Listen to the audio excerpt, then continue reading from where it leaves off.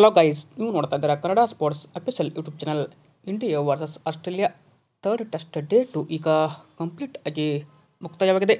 ಮೊದಲು ಬೌಲಿಂಗ್ ಮಾಡಿದ ನಮ್ಮ ಟೀಮ್ ಇಂಡಿಯಾ ಆಸ್ಟ್ರೇಲಿಯಾ ತಂಡವನ್ನು 405ಕ್ಕೆ 7 ವಿಕೆಟ್ ಕಳೆದುಕೊಂಡಿದೆ. ಬಟ್ 101 ಓವರ್ ಆಸ್ಟ್ರೇಲಿಯಾ ಆಡಿದೆ. ಅಲೆಕ್ಸ್ ಕೆರಿ 45 ಹೊಡೆದು ಡೇ 3ಗೆ ಬ್ಯಾಟಿಂಗ್ ಕೈದುಕೊಂಡರೆ ಮಿಚೆಲ್ ಸ್ಟಾರ್ಕ್ ಕೂಡ 7 ರನ್ ಹೊಡೆದು ಡೇ 3ಗೆ ಬ್ಯಾಟಿಂಗ್ ಕೈದುಕೊಂಡಿದ್ದಾರೆ.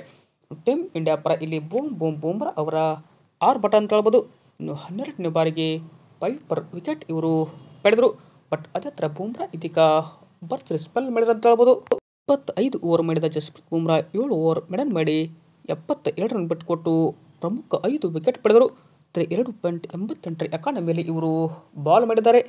ಬೂಮ್ರಾ ಯಾರನ್ನೆಲ್ಲ ವಿಕೆಟ್ ಪಡೆದರು ಅಂತ ಕೇಳಿದ್ರೆ ನೋಡ್ಬೋದು.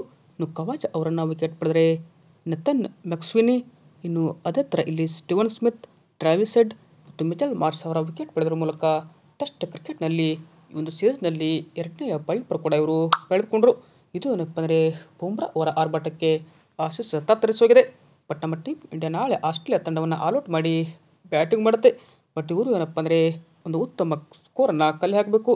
ವಿಡಿಯೋ ಇಷ್ಟ ಆಯ್ತಂದರೆ ಲೈಕ್ ಮಾಡಿ. ಹಾಗೆ ನಿಮ್ಮ ಪ್ರಕಾರ ಬೂಮ್ರಾ ಅವರ ಪೈಪರ್ ವಿಕೆಟ್ ಹೇಗೆ ಅನಿಸ್ತಂತ ಕಮೆಂಟ್ ಮಾಡಿ. ಹಾಗೆ ನೀವೇನಾದರೂ ಇನ್ನೂ ನಮ್ಮ ಚಾನಲ್ಗೆ ಸಬ್ಸ್ಕ್ರೈಬ್ ಆಗಿಲ್ಲ ಅಂದರೆ ಈ ಕೂಡ ಸಬ್ಸ್ಕ್ರೈಬ್ ಆಗಿ. Thank you.